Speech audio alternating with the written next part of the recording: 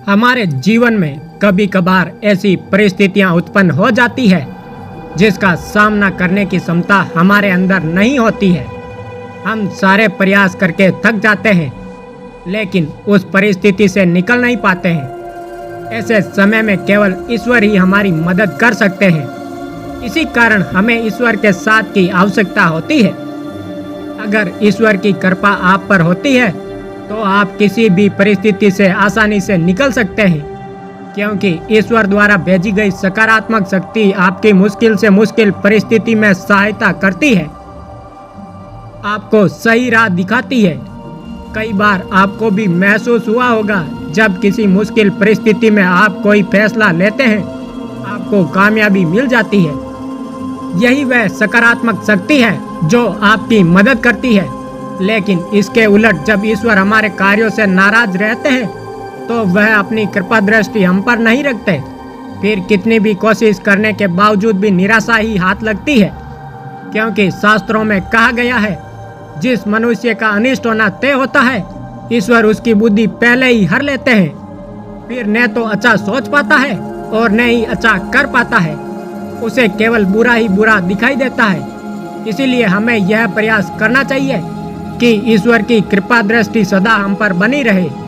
आज हम जानने वाले हैं ऐसी ही एक शक्तिपीठ के बारे में जहां ईश्वर की कृपा सभी भक्तों पर बरसती है। हनुमान जी आज कलयुग में भी विद्यमान है, जिसका उल्लेख हमारे शास्त्रों में भी मिलता है। बहुत सी जगहों में हनुमान जी के होने के प्रमाण मिलते हैं। ऐसा ही एक धाम महादेव, महाबली और सैकड़ों दिव्य शक्तियों से भरा हुआ है। जिन सभी अनुभव व उनकी उपस्थिति इस धाम के परिसर में आपको आवश्यक होगी। यह छतरपुर जिले में स्थित बागेश्वर धाम है। बागेश्वर धाम एक दिव्य और चमत्कारिक धाम है। यहाँ पर दैविक शक्तियों का वास माना जाता है, जहाँ पर बहुत से लोगों की मनोकामनाएं पूर्ण होती है, उनकी हर समस्याओं का हल होता है। यह एक निःशुल्क धाम है जहाँ पर किसी भी प्रकार का कोई शुल्क नहीं लिया जाता है। इस धाम में आने के लिए आपको ग्रामगढ़ा आना पड़ेगा। ग्रामगढ़ा झांसी सतना हाईवे NH 39 पर स्थित है। सतना से बागेश्वर धाम की दूरी 177 किलोमीटर है। बागेश्वर धाम की लोकप्रियता धीरे धीरे विस्तार रूप ले रही है, लेकिन यह धाम एक छोटे से गांव में स्थित है जहां पर बहुत सारी सुविधाएं उपलब्ध नहीं है।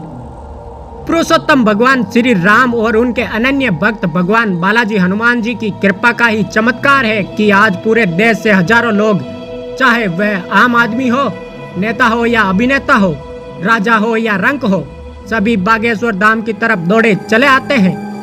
यहाँ आने वाले भक्त अपने व अपने परिजनों की बीमारी से परेशान होते हैं तो कोई संतान की कामना लेकर आता है, किसी को रोजी रोजगार की चिंता लेकर आती है, किसी का जीवन अशांत है तो कोई ऊपरी बाधाओं को लेकर भागा चला आता है। यह धाम बालाजी महाराज का है। यह धाम स्वयंभू हनुमान जी का है। यह एक ऐसा दिव्य धाम है जहां लोगों के काम बनते हैं। सच्चे मन से जो भी इस दिव्य धाम में अपनी अर्जी लगाता है, बालाजी महाराज उसकी हर कामना पूर्ण करते हैं। लगभग 300 साल पहले मानव कल्याण हेतु सन्यासी बाबा व दादा गुरुजी महाराज ने जिसे शुरू किया था, उसी परंपरा को बागेश्वर धाम सरकार दादा गुरु के पौत्र व उत्तराधिकारी श्री धीरेन्द्र कृष्ण शास्त्री जी आगे बढ़ा रहे हैं, जिन पर श्री बालाजी महाराज की असीम कृपा है। कहा जाता है कि भक्तों का कष्ट हरने भगवान खुद इस धरती पर नहीं विराजते हैं, बल्कि अपने किसी दूत को भेजते हैं। बागेश्वर धाम सरकार भगवान बालाजी के भक्त हैं, जिन पर उनकी असीम कृपा है। बागेश्वर धाम भूत भवन महादेवगढ़ में स्थित है। ऐसा माना जाता है कि यह चंदेल कालीन शक्तिपीठ है। यह मंदिर कितना पुराना है इसके सबूत उपलब्ध नहीं है, लेकिन ऐसा माना जाता है कि बालाजी हनुमान यहाँ पर स्वयंभू उत्पन्न हुए थे। उन्होंने सन्यासी बाबा को साक्षात दर्शन दिए। सन 1986 में ग्रामवासियों का बागेश्वर बालाजी मंदिर का जीर्णोद्धार करवाया गया। इसके बाद 1987 में ग्रामगढ़ा के बाबा सेतुलाल जी महाराज उर्फ भगवान दास जी महाराज निर्मोही अखाड़ा चित्रकूट से दीक्षा प्राप्त की। वह पुणे यहाँ आए। इसके बाद उनके द्वारा सन 1990 में विशाल यज्ञ का आयोजन करवाया गया, जिसके बाद से बागेश्वर धाम धीरे धीरे चर्चित हो गया। भगवान दास जी महाराज पंडित धीरेन्द्र शास्त्री के दादाजी थे। ये एक अच्छे विद्वान भी थे। जिन्होंने सांसारिक वे ग्रस्त आश्रम को त्याग काफी पहले भी त्याग दिया था। तत्पश्चात बागेश्वर बालाजी की सेवा में अपने आप को समर्पित कर दिया।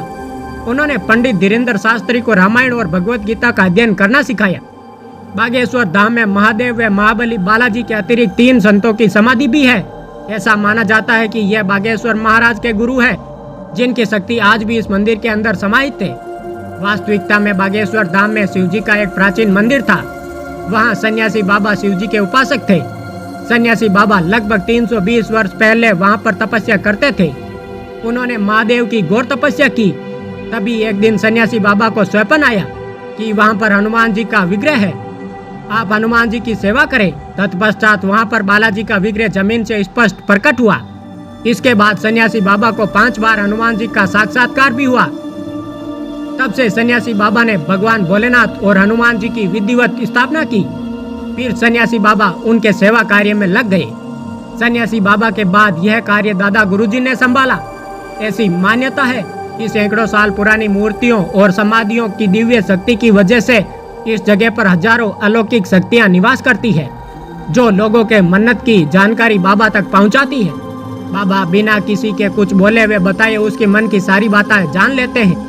बागेश्वर बालाजी के दरबार में जो भी व्यक्ति नहीं जा सकते हैं, वह अपने घर पर ही अर्जी लगा सकते हैं, जिसका तरीका बागेश्वर सरकार पंडित धीरेन्द्र कृष्ण शास्त्री जी बताते हैं। इसके लिए आपको अपने घर पर ही एक लाल रंग का कपड़ा लेना है, एक नारियल लेना है, उसमें अपनी मनोकामना या समस्या लिखकर बांध देनी है। तत्पश्चात 108 बार यानी एक माला बागेश्वर बालाजी का मंत्र का जप करना है, जो ओम बागेश्वराय नमः है। आपको लहसुन, प्याज, मांस, मदिरा का त्याग करना होगा। आपको ग्रस्त रहते हुए 4 दिनों तक ब्रह्मचर्य का पालन करना होगा। अब इस नारियल को अपने पूजा के मंदिर में रख दे।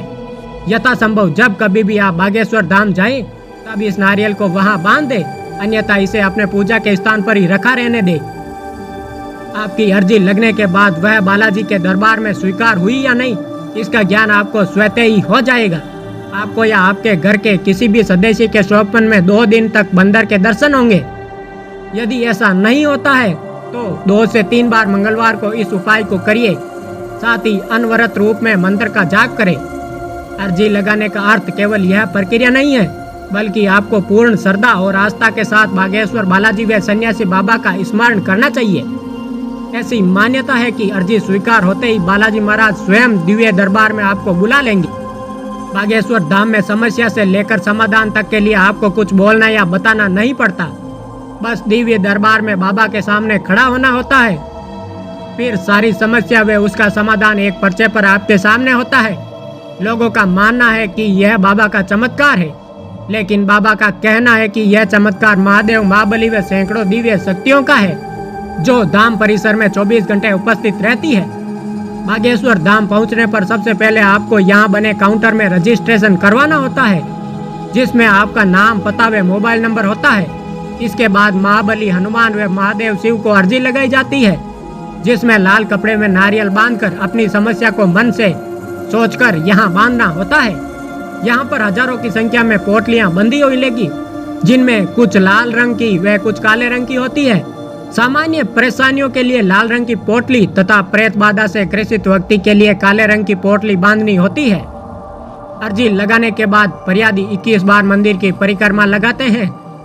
इस दौरान मन में मुराद को लगातार दोहराया जाता है। मान्यता यह है कि इस जगह पर धाम की पूरी शक्तियाँ निवास करती है। इसके बाद पेशियों का सिलसिला शुरू होता है। फरियादी हर मंगलवार को यहाँ आकर मंदिर की परिक्रमा करते हैं, जिनकी सभी मुरादें, मनोकामनाएं पूर्ण होती है। आज बागेश्वर बालाजी धाम व बागेश्वर महाराज धीरेन्द्र कृष्ण शास्त्री को लेकर जो भी विवाद व चर्चा हो रही है, वह सभी आस्था और विज्ञान के बीच उलझकर रह गई है। कहीं कहीं पर इसे राजनीतिक रंग भी दिया जा रहा है, लेकिन बागेश्वर धाम में आस्था रखने वालों पर इसका तनिक भी प्रभाव नहीं दिखाई देता। यह सभी अनुभव व आस्था के विषय हैं, जिन्हें आप धाम में जाकर अनुभव कर सकते हैं।